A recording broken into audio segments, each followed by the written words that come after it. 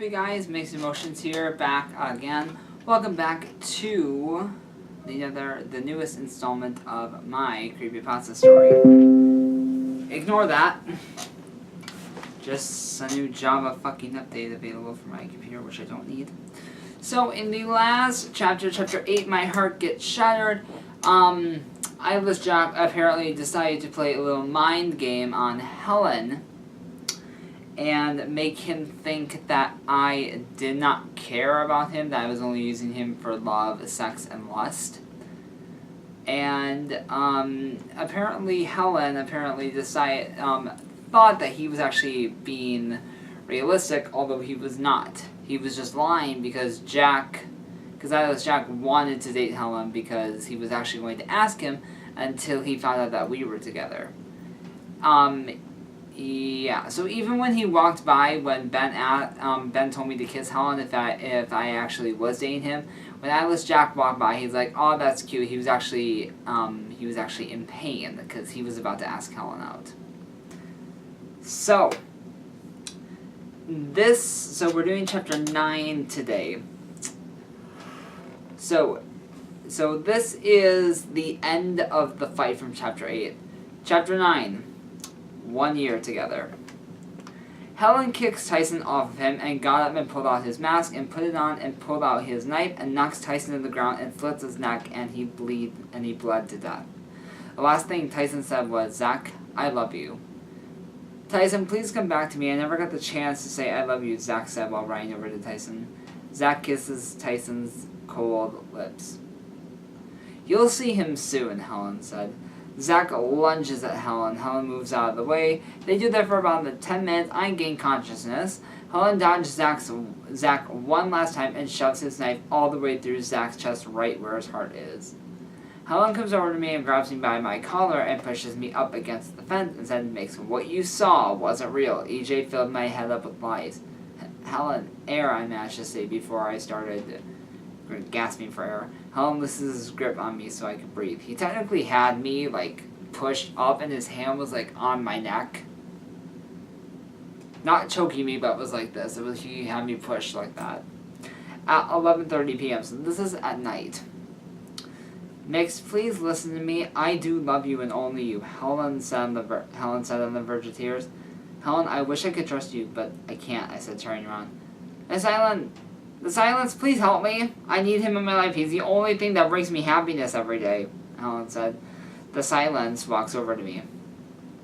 "Mix, look, what Helen said is all truthful. He really does love you. You should at least give him another chance," the silence said. "I don't know if I could ever trust him again," I said.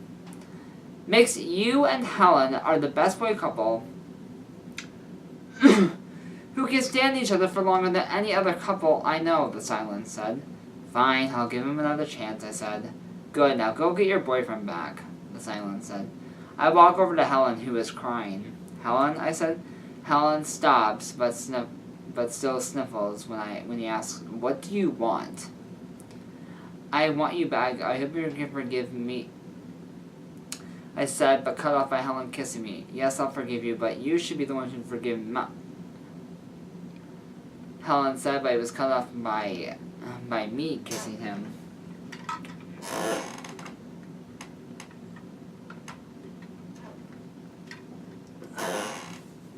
"I love you with all my heart," I said.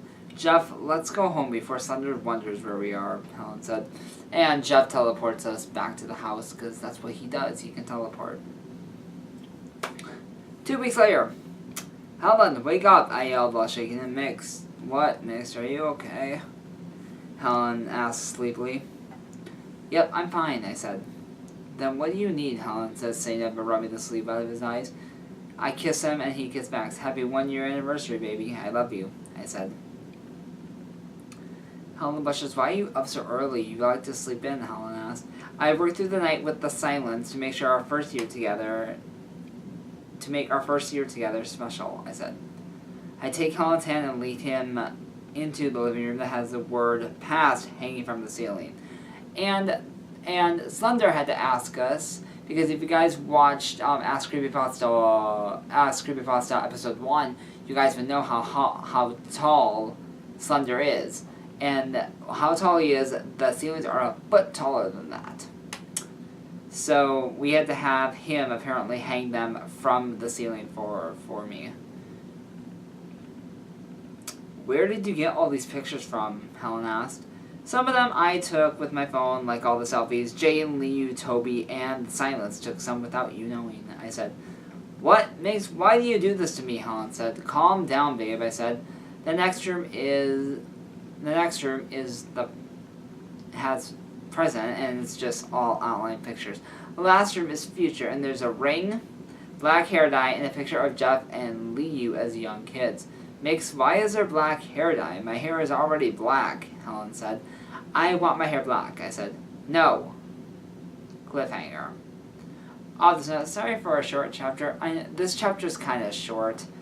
But the funny thing, this chapter and the next, so chapter 10 and chapter 11, technically, when I wrote them, they were one chapter, but I decided to split them up into two because usually I type usually during the summer when I first started writing the story, I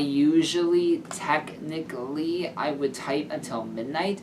Usually I would try to get them done before midnight, and usually I would. But this chapter, I was typing for so long, and I was really fucking tired. And the clock, it was 1:30 in the morning, and I had to sleep, so I had to cut it up into two chapters. But that night, I actually finished chapter 11, I think. No, chapter 11 and 12 is what it is. So yeah, I will see you guys next time, and until next time, now back to this bitch that had, let's say, about me the other day in the press. YouTube, what's good? Mwah?